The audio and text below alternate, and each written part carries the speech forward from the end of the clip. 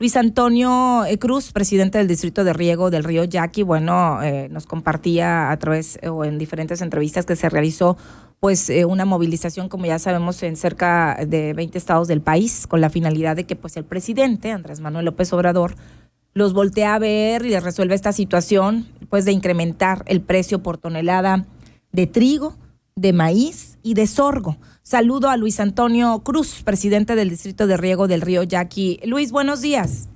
Buenos días, Karina, aquí a tu auditorio. Gracias, gusto de saludarle. Pues ayer, después de 5 horas, deciden retirarse de este bloqueo intermitente que tenían, pues, en el sur del estado. Coméntenos, ¿por qué se toma esta decisión? ¿Se llegó a un acuerdo? ¿Qué sucedió? Mira, Karina, como bien ahorita dijiste tú, este es un acuerdo que se tomó el día 6 de junio. Se creó el Frente Nacional para Rescate del Campo Mexicano en la Ciudad de México, Sí. donde están representados alrededor de 22 estados. Y el siguiente viernes se tomó la decisión de manifestarnos en caso de no tener una audiencia con el presidente Andrés Manuel. Sí. Y bueno, nos íbamos a movilizar simultáneamente en partes importantes de cada estado. Nosotros como sonorenses tomamos la decisión de manifestarnos ahí en la carretera México 15, Sí. a la altura de la caseta de fundición. Como tú bien sabes, ya estuvimos los 300 tractores y más de 1000 gentes. Fue una manifestación pacífica llevada a cabo, claro, con sus ciertos detalles ahí que se dieron de Como la control. pluma, ¿no? De la caseta que decidieron retirarla. Bueno, sí, estaba viendo ahorita precisamente cuando me estabas hablando de los videos, pues, al calor de las manifestaciones. Sí. Quiero decirte que ya tenemos 3 meses en esa manifestación. Tenemos un mes que tuvimos tomadas las oficinas de la SAER 24 horas ininterrumpidas y sin respuesta, Karina. Sí. Si bien es cierto, hemos tenido muchas reuniones con el gobernador y con autoridades federales, pero las respuestas han sido nulas, absolutamente nada, no hay avances. Es por eso que se creó este frente y queremos llegar a Palacio Nacional con el presidente. Que por cierto, a una semana del plantón en el Zócalo capitalino, bueno, exigieron ser atendidos tampoco, hubo una reunión, un compromiso del secretario, a un secretario de Gobernación también por este tema. Y bueno, vamos a explicar un poco el contexto, Luis, si le parece, porque ustedes están exigiendo, o la exigencia principal de los agricultores del país, en este caso en Sonora, particularmente o especialmente del sur, pero también vemos que se sumaron allá en San Luis algunos productores, es 8,000 pesos para el trigo, 7,000 pesos para el maíz, o sea, de por tonelada, y 6,500 para el sorgo. Ustedes argumentan que se ha complicado el panorama, o los agricultores, es el argumento para esta petición, que tienen incrementos en qué porcentaje en este año y aún con este costo que les es insuficientes o que tienen pérdidas, es lo que comprendemos. Si nos puede platicar, por favor, este contexto para que nuestro auditorio comprenda más el tema, por favor. Sí, mira, Karina, eso que se está pidiendo no creas que es una ocurrencia o un invento de los productores o por capricho, como muchos creen. Sí. Eso viene muy claro estipulado en la Ley de Desarrollo Rural Sustentable en su artículo 133, que cuando haya una contingencia de mercado climatológica o de inclusive hasta paridad cambiaria, es obligación del gobierno del gobierno federal entrar a compensar esos precios de esos commodities, de los granos básicos. Como tú recordarás, esos granos básicos es la base principal del alimento del mexicano, y no nada más en tortilla, en pan o en pasta, sino también esos 3 granos que tú mencionas, es el alimento principal del ganado, que se convierte en carne, del puerco, que también nos comemos, de las aves, de que se convierte, que no se nos da el pollo, el huevo, inclusive hasta de los camarones. O sea, esos 3 productos son básicos en cualquier economía en cualquier país, en cualquier país del mundo.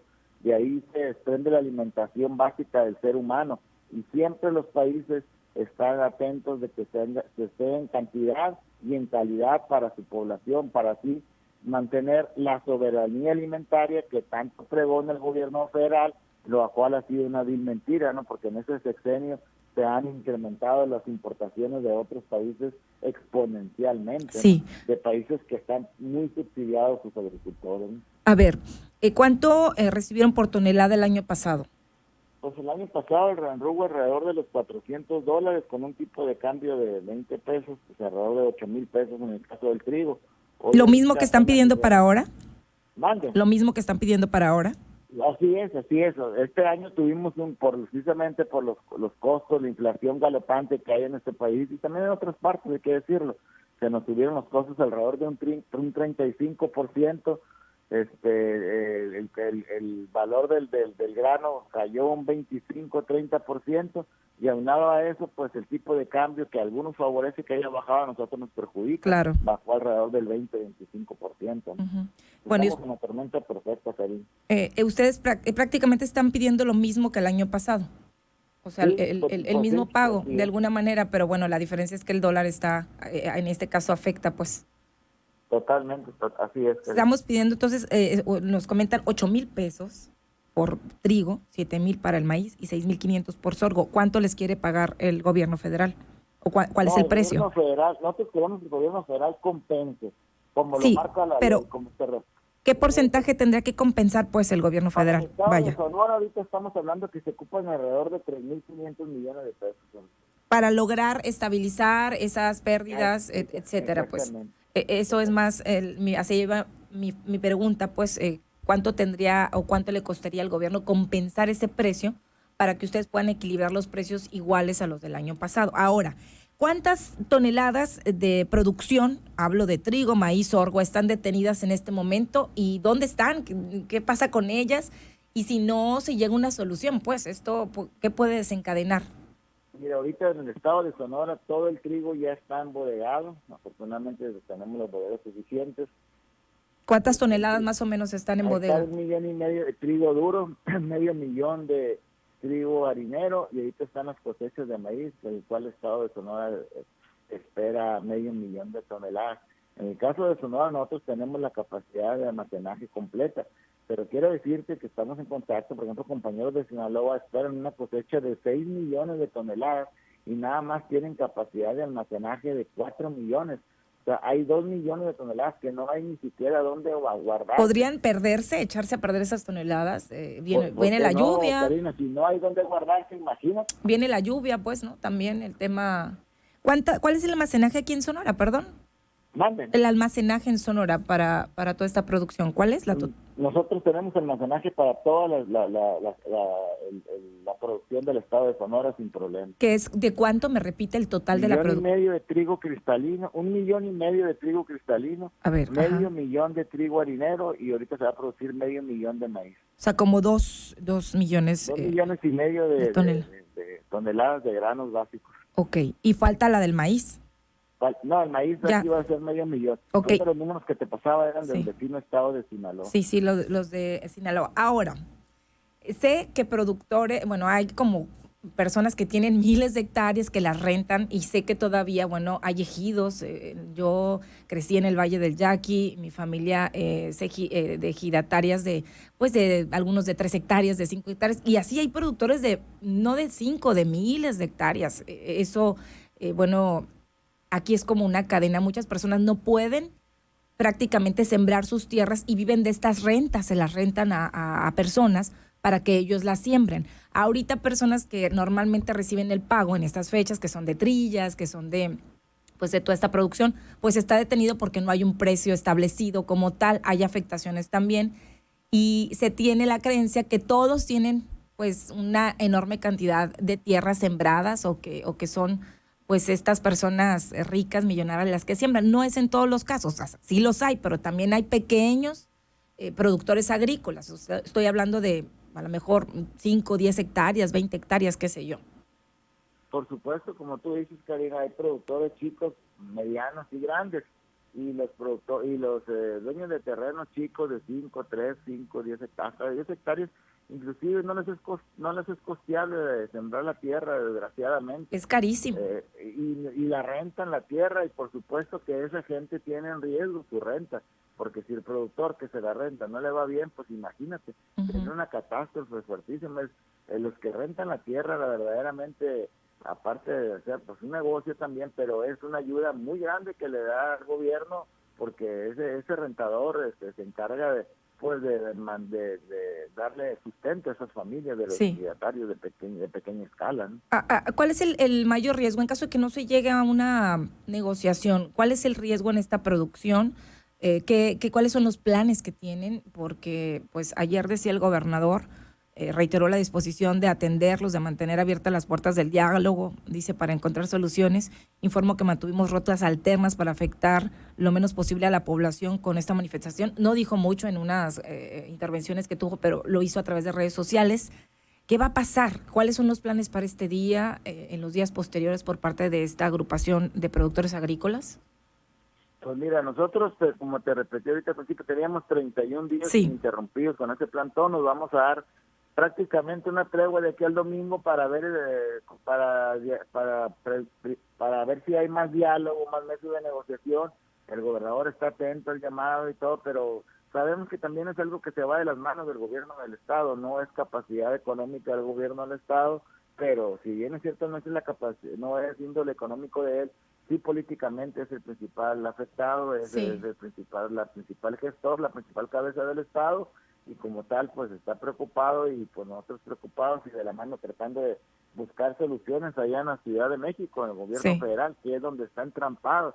Ahorita pareciera que lo que importa más es andar viendo qué corcholata va a ser la Pues ganadora, sí, están muy que andar volteando ocupados. a ver, que andar volteando a ver verdaderamente al campo mexicano, A que es ver, el que le da de comer a 120 millones de ¿cuántos mexicanos. productores son en total?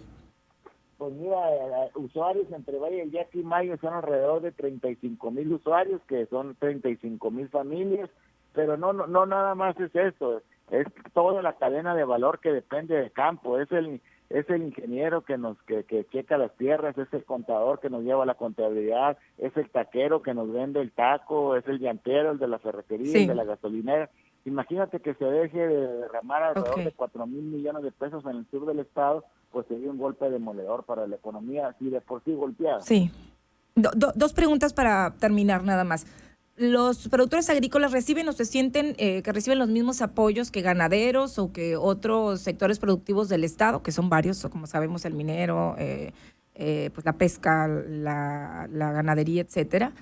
Y bueno, ¿qué medidas dice que van a tener una tregua hasta el domingo? Agricultores de Sinaloa sí se mantuvieron firmes y ayer se comentaron en redes sociales que el que se hayan pues retirado habla de pues de que debilitaba pues esta medida que ustedes habían tomado. Esas dos preguntas, por favor.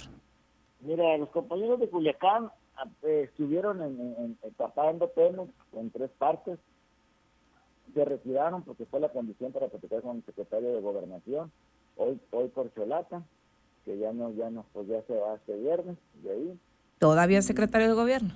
sí, así es, pero pues ahorita me imagino que va a estar ahorita viéndolo su campaña, está bien, perfecto. Y ayer apenas empezaron otra vez a moverse, sí, ellos fueron más drásticos con irse a tomar el aeropuerto de Culiacán. Quiero decirte que ahorita estaba checando que todavía están postrados en Culiacán, ahí Sí, en el aeropuerto, están sí. tomados. Nosotros, yo siento que no debilitamos, sino todo lo contrario, 31 días de plantón, 24 horas ininterrumpidas. Ayer, con esa manifestación allá en la carretera, yo creo que fue muestra de la capacidad de movilización y de convocatoria, y no nada más del estado de Sonora, Karina, yo creo que del Frente Nacional, que este es un Frente Nacional, Sí. no es algo nada más de Sonora, y moverse 15, 20 estados al mismo tiempo, pues yo creo que no es poca Y, y cosa, y habla de la... mi otra ¿no? pregunta, Luis Antonio, tengo poco tiempo antes de irme a la pausa, nada más. ¿Reciben el mismo apoyo? ¿Consideran que reciben el mismo apoyo que ganaderos, que otros sectores del Estado productivos? Bueno, de la federación, sinceramente no tengo los datos, pero nuestros principales competidores, que es Estados Unidos y Canadá, no nos dan absolutamente nada comparado con ellos. Ok, o sea, y es decir, ¿dan más apoyo a la ganadería, a otro sector aquí en el Estado que ustedes o no?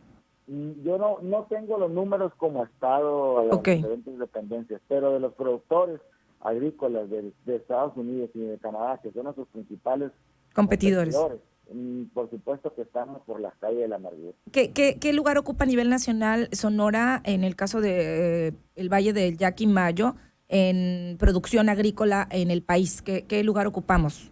Pues en el caso de trigo, somos los productores principales de trigo a nivel país. Principales, o sea, estamos en el número uno.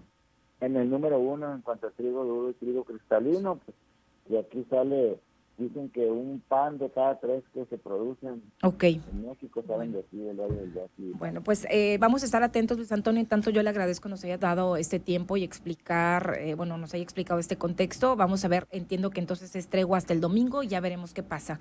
En tanto, le agradezco mucho su atención y bueno, un abrazo para todos y todas. Muchas gracias, Karina, por tu llamado y por estar atento a la información. Te agradezco Gracias. mucho. Buenos días.